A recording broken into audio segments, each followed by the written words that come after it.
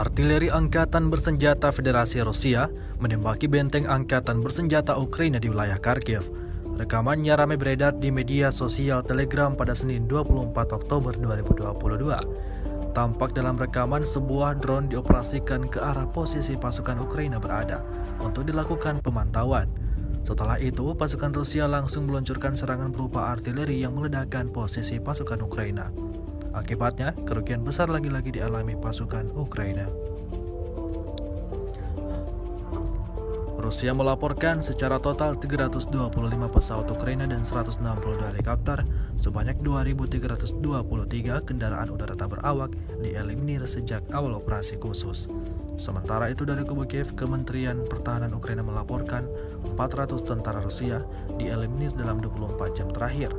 Total 67.470 prajurit Federasi Rusia meninggal sejak awal konflik hingga hari ke-242.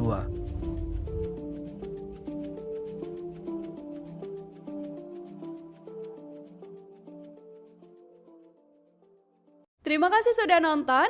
Jangan lupa like, subscribe, dan share ya.